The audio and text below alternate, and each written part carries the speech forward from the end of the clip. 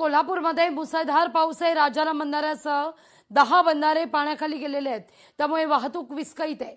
पर्यायी मार्गाने वाहतूक सुरू आहे। मुसळधार पाऊस कोसळतोय, दरडी कोसळण्याची भीती सुद्धा आहे। तर तिथं कोल्हापूरचा प्रसिद्ध राऊतवाडी धबधबा प्रवाहित आहे। वर्षा पर्यटनाला जाणाऱ्या पर्यटकांकरता आनंदाची बातमी आहे। वीकेंडला सुरुवात झालेली आहे। शनिवार रविवारचा दिवस आहे आणि या ठिकाणी धबधब्याचा आनंद घेण्याकरता हजारो पर्यटकांची पावलं राऊतवाडीकडे वळतील हा धबधबा अनुभवण्याकरता।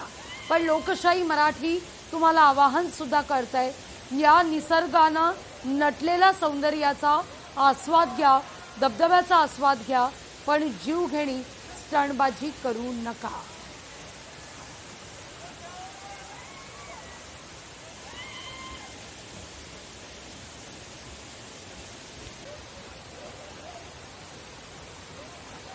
तर नागपूर विभागामध्ये आतापर्यंत सरासरी 165.7 मिलीमीटर पावसाची नोंद आहे।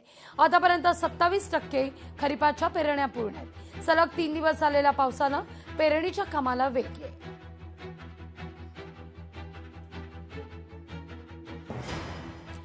मुंबईच्या तलावांमध्ये सध्या एकूण 8.12% पाणी साठा आहे।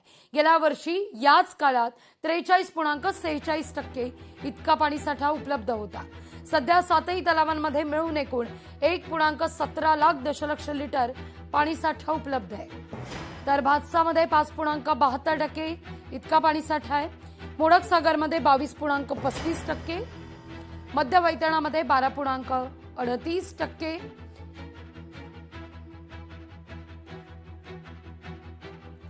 विहारमध्ये 57.18%, तानसामध्ये 3.60%, तुळशीमध्ये 33.96% इतका पाणी साठा। अप्पर वैतरणामध्ये उपयुक्त साठा 0।